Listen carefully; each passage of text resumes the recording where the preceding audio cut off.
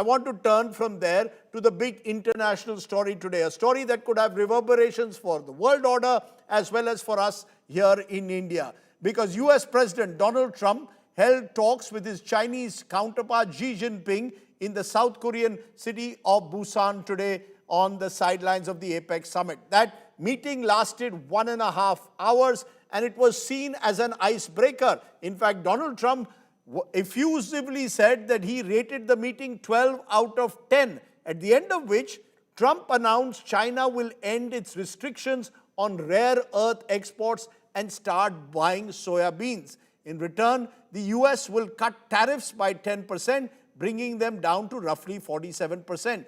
Could a US-China deal of sorts also open a window for an India deal in the near future? How should one see these two superpowers now talking and dialoguing with each other? That's our special report, and then we'll be joined by guests from different parts of the world.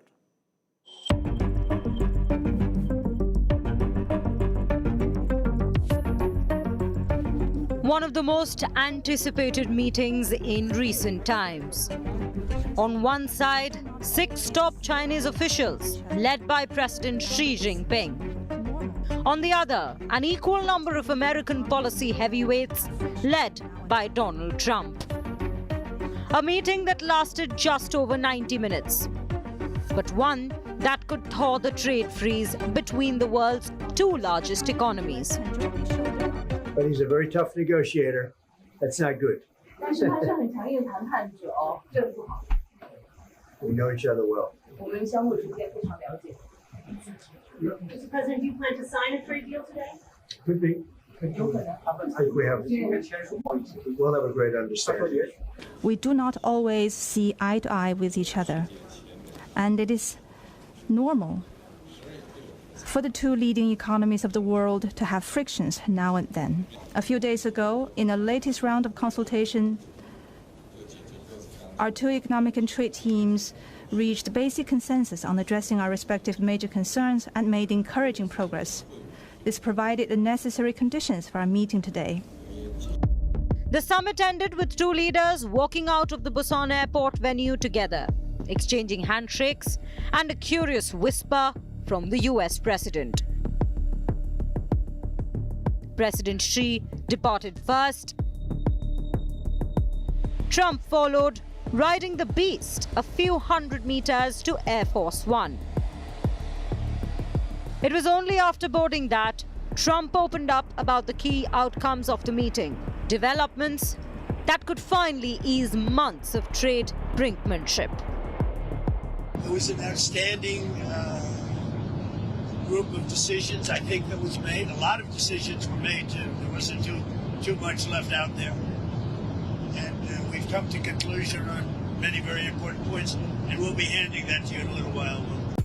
The US has cut fentanyl-related tariffs from 20% to 10%. This effectively lowers overall tariffs on Chinese goods to 47% from 57%. However, the talks have not led to the removal of all tariffs, a point Trump conceded even as turbulence rocked Air Force One. Tariffs remain exactly the same. 55%. It's about, it was 57, now it's 47. And how long? Because we reduced it by the fentanyl. Because I believe they are really taking strong action. We've already seen the action on fentanyl, and they're taking very strong action. China, in turn, will immediately resume imports of soybeans from US farmers after having boycotted purchases earlier this year in retaliation to US tariffs. According to Trump, China will also ease restrictions on rare earth exports to the United States, pausing its licensing policy for 1 year. We have a deal. Now, every year we'll renegotiate the deal. But I think the deal will go on for a long time, long beyond the year. We'll negotiate at the end of a year. But all of the rare earth has been settled. And that's for the world. I mean, worldwide. There is, however, no agreement on the supply of top-end NVIDIA Blackwell GPUs to China. Trump had earlier restricted exports to scaled-down versions of the advanced processors. There's also no clarity on China's continued purchase of Russian crude. China, meanwhile, has been cautious about the outcome of the summit, issuing no official statement so far. There is, however, speculation that President Xi could visit the US after Trump's scheduled trip to Beijing next April. Bureau Report, Business Today TV. Let's raise the big questions. Have Donald Trump and President Xi struck a one-year truce? Is this the first step to ending the trade war that has involved several countries? Are we seeing the dawn of a new bipolar world order led by the US and China? And what does all of this mean for us here in India? Joined now by Ashok Kanta, former envoy to China, one of the leading voices in India on that country. Daniel Fried, former US diplomat, joins me. And Einar Tangen, Senior Fellow Center for International Governance, joins me from Beijing. Appreciate all of you joining us. May I come first to you there in the United States, because the US has been at the heart of this, Daniel Fried. How are you seeing what's happened? Is this pure optics, or are we seeing a major resetting in the ties between the US and China, which have been so turbulent and have affected the world over the last year in particular? Well, let us hope that when US-China relations stop spinning, they're facing in a decent direction once again. It may be that the volatility of the relationship has been somewhat settled through this meeting. I hope so. But it doesn't change the fact that the US and China are strategic rivals. I don't believe that this will lead to an era of great power harmony or a great power understanding between the US and China. I don't think it works that. I don't think the relationship will work that way. But perhaps it will be stabilized. That will probably be a good thing. I don't think also that this will come at India's expense. I hope that the Trump administration will similarly settle relations with India in a constructive way. I think that's in the American interest. Let me take your last point to Ashok Kanta, because Mr. Kanta, do you see what's happened in Busan having any real impact here on India? The fact that Donald Trump has been effusive in his praise for the Chinese leadership, has struck some kind of a short-term deal, at least when it comes to the export restrictions on rare earth being removed, reducing tariffs by 10%. Does that have some kind of a effect on India's ongoing trade negotiations with the US? Are we seeing a more flexible Donald Trump here? First, let's be clear about what has been achieved in Busan. It's a limited de-escalation understanding. Both sides have agreed to stabilize, their relations to a certain extent. It's far from being a full-fledged deal, far from being big, beautiful deal President Trump has been talking about. In fact, China, even on question of rare earth magnets, has not made any categorical commitment about, from what is coming out from Beijing, putting the restrictions in abeyance. In fact, they have said that they will reconsider keeping in view their domestic law and international obligation. This doesn't amount to 1 year truce on sale of rare earth magnets to USA. To what extent this will impact India-US trade negotiations? Frankly, dynamics are very different. In case of US-China negotiations, it's China which has basically managed to control escalation ladder. They could create leverage on various issues, including on rare earth, including on procurement of soybeans from China, from USA, which made Mr. Trump climb a few notches. In fact, Chinese media is describing this understanding as another example of taco. that Trump is always chickens out. or Trump chickens always out. chickens This out. chickens out. So dynamics are very different in case of U.S.-China trade negotiations. U.S.-India trade negotiations has its own, a momentum. Let's hope that they will come to closure at an early date. But I don't think understanding in Busan will Right. have any direct bearing on trajectory of our trade negotiations with USA. Let me take that to Einar Tangen, because interestingly, we still haven't seen an official statement from the Chinese. All the remarks are coming from the Americans. Whether it's lifting of these export restrictions on rare earth and metals, because that's really what the world wants. That's really what America wants. They need it for aircraft components, for all kinds of manufacturing. Is China on the same page as Donald Trump, or is China simply waiting and watching even now? Well, actually, China has issued an official readout, and the readout is quite different from what Donald Trump has said. Their understanding is that the U.S. will cancel the 10% fentanyl tariffs, suspend 24% tariffs on Chinese goods for 1 year. They'll adjust countermeasures. Both sides will extend tariff exclusions. The U.S. will pause new export restrictions on enemy list rules.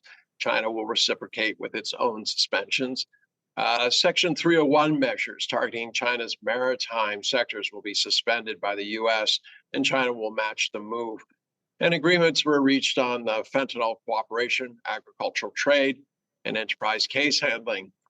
Basically, from the Chinese side, they were trying to reaffirm commitments made from the Madrid talks, talking about investment, TikTok, etc. It was interesting because Xi Jinping made a great effort to be very accommodating to Donald Trump, despite the fact that it is his aggressive trade sanctions which have started this trade war. He said, China has no problem trying to make America great again.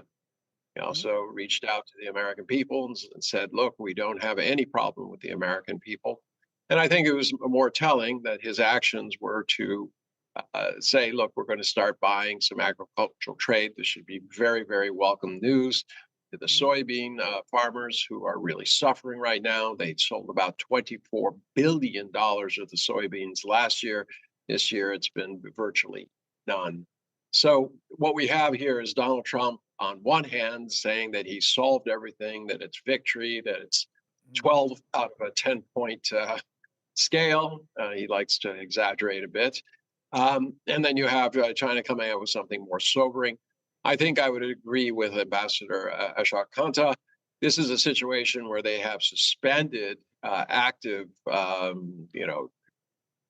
point, counterpoint, and instead just said, look, we're going to wait for a year. But this is going to be welcome. So basically, the two sides have agreed to hold their various points of friction in abeyance for a year. That's the sense. It almost seems as if the world has got 1 year of breathing space in a way from this escalating tariff war that we were seeing playing out at the moment. Daniel Fried, from do you sense, therefore, that when Trump talks of G2, is he recognizing Chinese power? You just heard Ambassador Ashok Kanta saying Trump always chickens out. Is this Donald Trump realizing the limitations of American power in a way, in what he self-confessedly seemed to suggest is G2, almost ready to equate America with China? There are two factors here, thinking about Trump's approach. One is that he loves to look for leverage, escalate tensions, and then see what kind of a deal he can make, what he can get to his advantage by de-escalating tensions. And I think that's some of what we've seen. The other aspect of Trump's approach to China is that Trump doesn't seem to have decided, even in his own mind, whether he wants a general concord with China, a kind of great power to great power understanding, or whether he sees China as a strategic rival to the United States. And the question of Taiwan and China's designs on Taiwan are at stake in this. I don't think Trump has quite decided. I do agree with your characterization that now we seem to have a one-year pause in tensions, but that doesn't resolve either the underlying differences between the US and China. I don't think that's possible at this point. And it doesn't mean that the various flashpoints have gone away. But certainly a lowering of the temperature is to be welcomed, even if it is limited. And don't forget, Trump loves drama. He loves it drama when things are bad. He loves exaggerating when things are good. He likes the ups and downs because he thinks he can use them to his advantage. That's just the background to everything Trump does. Okay. You know, the truth of the matter, Ashok Kanta, is while you are saying that India will have to deal very separately with Donald Trump, China had more leverage. Where does this leave India's strategic alliances with the US? India, for example, has been part of Quad, Japan, Australia, India, and America coming together.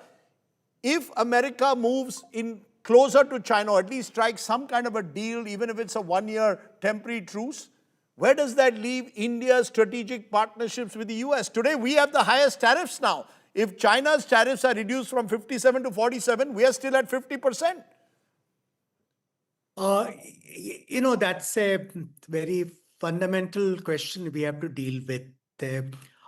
Number one, what is Trump's policy towards China? Frankly, we are not clear about it, whether he looks at China as a strategic rival or just an economic challenge which he's trying to deal with. What is importance is attaching to Quad or Indo-Pacific as a core component of US foreign policy.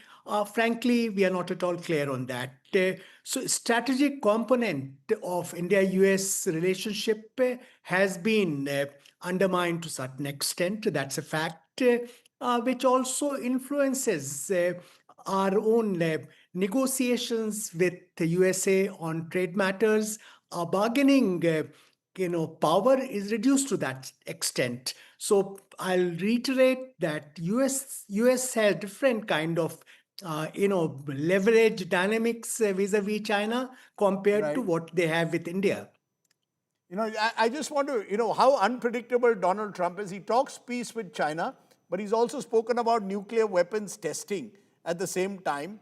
Listen into what Donald Trump said there as well.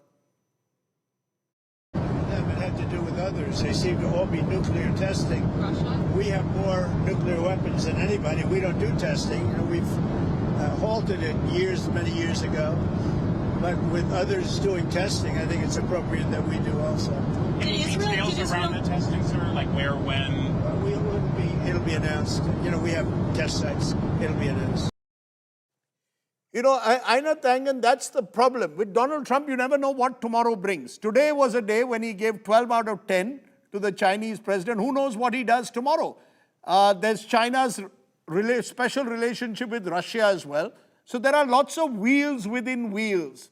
Do you therefore believe that actually there will be a certain element of stability amidst all this turbulence in a very transactional world at the moment? Or do you fear that maybe things could turn again for the worse a few weeks down the line? Are we clear that we have a one-year window? The world has a one-year window where these tariff wars will no longer be weaponized. We've only had 11 months of Donald Trump. They say that a dog lives 7 years for every one that a human lives, in which case, if Donald Trump is the human, we are all dogs. He has been upsetting the world, changing things on a moment's notice. I agree with my colleague's assessment that he loves drama. He loves seeing what happens, how people react, whether there's an opening.